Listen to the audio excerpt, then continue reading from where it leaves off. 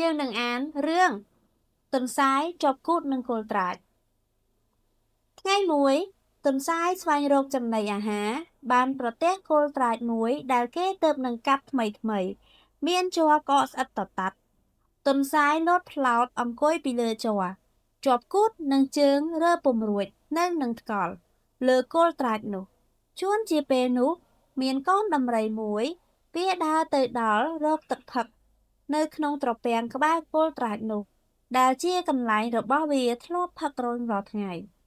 ទន្សាយមានប្រាជ្ញាក៏និយាយបន្លាចថាណែអាកូនដំរីកុំមកផឹកទឹករបស់អញទឹកនេះព្រះឥន្ទលោកឲ្យអញមកចាំយាមទេឯកូនដំរីខ្លាចមិនហ៊ានផឹកក៏ត្រឡប់ទៅប្រាប់មេវាថាម៉ែអើយខ្ញុំទៅផឹកទឹកត្រពាំងនោះស្រាប់តែឃើញសត្វអីមួយអង្គុយលើគល់ឈើវាដេញខ្ញុំមិនឲ្យផឹកទឹកអូ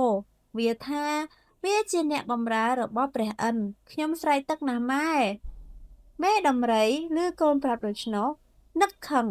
ក៏នាំកូនត្រឡប់មកត្រពាំងទឹកវិញឃើញទន្សាយអង្គុយលើគល់ឈើក៏ស្រែកគំរាមឡើងថាយើអាសត្វទន្សាយច្រមុះចិត្តអាក្រក់មកពីណាអង្គុយច្រងកលើគល់ឈើយ៉ាងនេះឯងមានអំណាចអីមកហាមប្រាមមិនឲ្យកូនឯងចុះផឹកទឹកនេះអញចោលណាឯងខ្ទេចក្បែរឥឡូវទន្សាយឆ្លើយឡើងថាយើបីស្បោងធំឯងហ៊ានមកស្ដីឲ្យអញ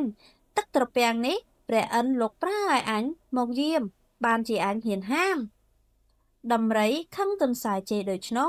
ក៏ស្ទុះផ្លែតទៅបួងខ្លួនទន្សាយជាប់ផើចចេញពីគល់ត្រាចប្រាថ្នានឹងបោកសម្លាប់ទន្សាយភ័យណាស់ក៏ស្រែកថាបើឯងបោកអញសម្លាប់កុំបោកទៅក្រោមអញមិនស្លាប់ទេក្រវែងទៅលើវិញទើបអញស្លាប់ដំរីខ្វះប្រាជ្ញា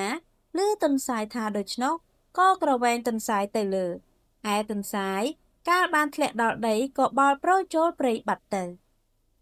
ចាយ៉ាងម៉េចដែរបងប្អូនទាំងអស់គ្នាសម្រាប់រឿងមួយនេះសង្ឃឹមថាបងប្អូននឹងជក់ចិត្តហើយបងប្អូនអាចរកសភៅនឹងបាននឹងអានបណ្ដាឬក៏អាចឲ្យប៉ាម៉ាក់អានឲ្យស្ដាប់ណាជួបគ្នាសម្រាប់វីដេអូក្រោយបាយបាយ